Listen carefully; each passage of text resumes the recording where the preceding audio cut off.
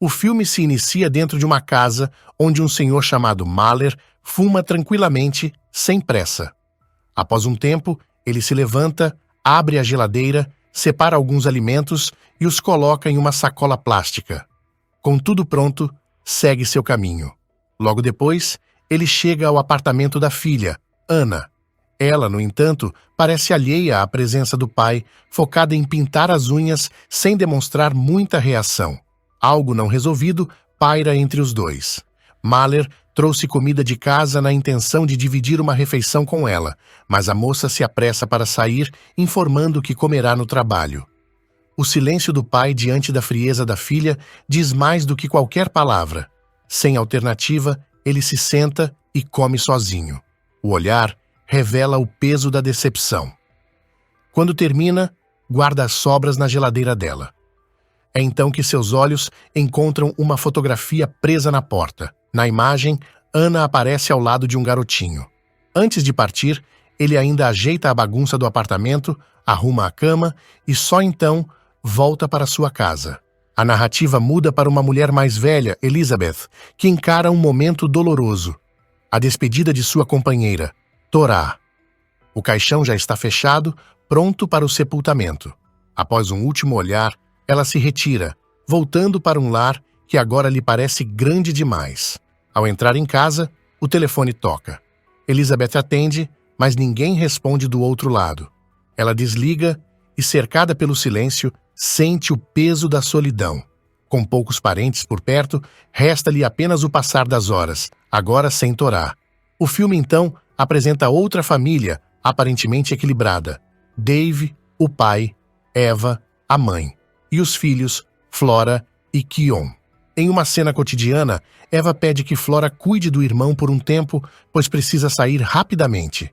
Dave, que trabalha como comediante de stand-up, também tem compromissos. Ele sai para seu show, enquanto Eva pega o carro e segue seu próprio caminho.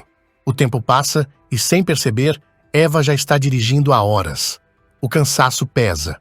Para piorar, o rádio do carro começa a ligar e desligar sozinho, chamando sua atenção. A distração, somada ao desgaste, acaba sendo fatal. Ela perde o controle do veículo. O momento exato do impacto, no entanto, não é mostrado. Enquanto isso, Dave, que acaba de encerrar sua apresentação, recebe uma ligação do hospital. A notícia o atinge como um golpe. Eva sofreu um acidente. Em desespero, ele corre para encontrá-la, mas já é tarde. Apesar dos esforços médicos, ela não resiste. Ele então se vê diante da pior cena possível. Sua esposa sem vida. Mahler agora está em um cemitério, sentado perto de um túmulo recém-cavado. A tranquilidade do lugar é quebrada por um som de alta frequência que causa uma dor insuportável nos ouvidos dele até que ele desmaie. Esse som estranho também provoca uma pane elétrica em toda a cidade, resultando em um apagão geral. Felizmente, o apagão não dura muito e a energia é restabelecida rapidamente. A origem desse som ainda é um mistério. Quando Mahler acorda, ele decide que vai tomar uma atitude um tanto inusitada. Ele coloca o carro de forma que a luz ilumine o túmulo recém-cavado, não só para ver melhor, mas porque está determinado a desenterrar o corpo. Mahler começa a cavar e, para a surpresa de quem assiste, ele está desenterrando seu próprio neto, Elias. O menino, filho de Anna, faleceu, e a dor de sua perda foi tão grande que abalou profundamente a relação entre ela e seu pai, Mahler. Por outro lado, Mahler sempre teve um amor imenso por seu único neto. Enquanto isso, a cena muda para Elizabeth, que estava dormindo, mas ao acordar, sente uma presença em sua casa. Ela vai até a cozinha e encontra Torah, sua falecida parceira, parada lá. Elizabeth, tomada por uma mistura de emoções, vê aquele ser que amava tanto, aparentemente de volta. No entanto, os movimentos de Torah são estranhos, como se não fosse realmente ela, e o silêncio de Torah só aumenta a tensão, já que ela não diz nada. A história, então, volta para o hospital, onde Dave, marido de Eva, está sentado ao lado do corpo de sua esposa. Mesmo após a morte de Eva ser confirmada pelos médicos, algo surpreendente acontece. A boca de Eva se mexe. Dave, assustado, chama um médico para verificar, e este completamente sem explicações, diz que nunca viu nada parecido em toda a sua carreira. Olá, meus queridos Bigs. Este é o resumo do filme Descanse em Paz. Comente sinistro para a gente saber que você esteve atento a cada detalhe do vídeo. Agora vamos continuar. Para tentar entender o ocorrido, a equipe decide realizar uma série de exames, pois Eva apresenta sinais de vida, como batimentos cardíacos fracos e níveis mínimos de oxigênio. No entanto, ninguém, nem mesmo Dave, pode vê-la enquanto os exames são feitos. Dave, em um estado de total perplexidade, volta para casa para aguardar notícias. Ao chegar, ele conversa com Flora, a filha, explicando que a mãe morreu no acidente, mas agora parece ter voltado à vida de forma inexplicável e está sendo observada de perto pelos médicos. Enquanto isso, Mahler continua sua missão. Ele conseguiu levar o corpo de Elias para o apartamento de Ana. Lá, ele cuida do neto como se nada tivesse acontecido. Coloca colírio nos olhos do menino, o lava e limpa sua forma ainda coberta de poeira. Quando termina, o coloca no quarto de Ana, murmurando que logo sua filha retornará para ele. Após um longo dia de trabalho no restaurante, Ana finalmente chega em casa. Ao acender a luz do quarto, ela tem uma surpresa e tanto. Seu filho, Elias, está lá, deitado na cama, embora já tivesse sido dado como morto. Ela fica completamente atônita e, sem acreditar no que vê, sai do quarto correndo, ainda em choque. Na cozinha, tomada pelo desespero e pela confusão, Ana tenta fazer algo drástico. Coloca um saco plástico sobre a cabeça, como se quisesse dar fim à sua própria vida, dominada pela emoção do reencontro com o filho que pensava ter perdido para sempre. A tentativa a faz desmaiar, mas por sorte seu pai, Mahler, chega a tempo de salvá-la.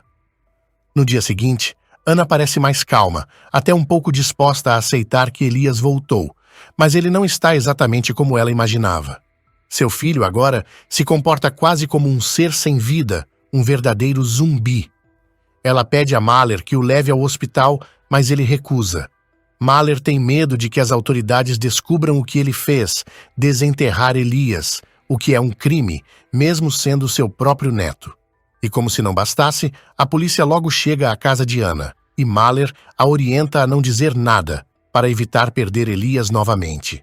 Enquanto isso, no cemitério onde Elias estava enterrado, os policiais fecham o túmulo com um escavador, dando fim ao trabalho que Mahler havia iniciado. A cena seguinte mostra Elizabeth, que ao lado do corpo de Torá, se dedica a um cuidado quase obsessivo. Ela veste Torá e tenta alimentá-la, que, de maneira estranha e quase selvagem, devora a comida como se fosse um morto-vivo. Agora, Mahler e Ana tomam uma decisão arriscada. Eles fogem para uma cabana isolada, em uma ilha distante da cidade, para escapar da busca das autoridades. Lá, tentam se adaptar à nova realidade e cuidar de Elias, que, apesar de vivo, parece distante do que um dia foi. Enquanto isso, em casa, Dave continua esperando notícias do hospital, sem nenhuma atualização sobre o estado de Eva, sua esposa. Ele não pode vê-la e o tempo parece passar devagar, enquanto sua filha, Flora, tenta ocupar a mente com passeios de moto, talvez para fugir da pressão e da incerteza. Já em outra parte da cidade, Elizabeth não perde o ritmo. Com um buquê de flores, ela visita Torá e a coloca ao seu lado. Para completar o momento, ela coloca uma música e dança com ela, como se o tempo não tivesse passado. Para ela, não importa que Torá não seja mais a mesma, ela continua compartilhando sua cama e seu espaço com ela, sem medo, aceitando o que ela se tornou. No dia seguinte, Kion acorda para celebrar seu aniversário. Dave e Flora preparam uma pequena surpresa para ele. Dave entrega um coelhinho ao filho, acreditando que quando Eva se recuperar do hospital, ela também poderá ver o presente do menino. Lá na cabana isolada, Mahler e Ana tentam distrair Elias, que agora se mantém de pé, mas seus movimentos são bem rígidos, quase como se o corpo estivesse travado. Preocupada, Ana pede a Mahler para parar com o brinquedo de controle remoto, achando que Elias possa estar desconfortável. Ele decide sair para conferir o estoque de água potável da cabana, e ao perceber que o suprimento está quase no fim, resolve sair para buscar mais. Durante o trajeto até o lago, ele nota uma figura suspeita, que mais parece um morto-vivo, seguindo-o até a água. Enquanto isso, Dave, em um impulso de carinho, leva Keon para o hospital, já que foi informado de que poderia visitá-la. Chegando lá, ele revela a Eva que é o aniversário de Keon, e o menino, com um sorriso de orelha a orelha, apresenta seu novo coelho. Por um instante, Eva parece tocada e até solta uma lágrima ao segurar o animal. Mas, como um estalo, de repente, ela aperta o coelho com tanta força que ele começa a gritar de dor. Dave tenta impedir, mas já é tarde demais. O pequeno bichinho não resiste e morre nas mãos de Eva, deixando todos em silêncio. Enquanto isso, na cabana, Ana decide dar um tempo e vai nadar no lago próximo. Depois de um banho de água doce, ela sai do lago e, ao olhar para trás, vê algo que a faz correr de volta para dentro da cabana, trancando todas as portas e janelas. Não demora muito para que Ana perceba que outro morto-vivo invadiu o espaço e está batendo nas janelas, como se quisesse entrar. Quando Mahler retorna com 2 galões de água, Ana logo o avisa sobre a presença da ameaça. Ela insiste para que fujam, mas impulsivamente, Mahler decide enfrentar o ser estranho que está lá fora. Ele pega uma tábua de madeira e tenta atacá-lo, mas acaba sendo superado pela criatura, que o ataca fatalmente. Em outro ponto da cidade, a situação de Elizabeth toma outro rumo. Torá, agora em sua versão reanimada, está encostada na porta do quarto. Enquanto isso, Elizabeth está caída no chão, com um ferimento grave no rosto, provavelmente causado por um ataque de Torá. Ela parece ter sido vítima da própria parceira, agora transformada em algo que não é mais humana. Depois de ver seu pai sem vida, Ana foge da ilha com Elias em um barco a remo. O morto-vivo tenta segui-los, mas ela consegue escapar com força e rapidez. Em uma cena de partir o coração, Keon enterra o coelho, cantando baixinho enquanto sente uma tristeza profunda. Dave, por sua vez, também carrega o peso da dor, lembrando de como a felicidade parecia infinita antes da tragédia. Agora, o futuro deles está sombrio e incerto. No último momento, Ana continua sua jornada pelo lago, remando até o cansaço. No meio da imensidão da água, ela diz a Elias o quanto o ama. Entendendo que é hora de deixá-lo ir, ela solta o corpo do filho nas águas geladas, fazendo um gesto de despedida que define o fim da história. Se você gostou deste resumo, então recomendo assistir este outro aqui também. Garanto que vai gostar. Nos vemos lá.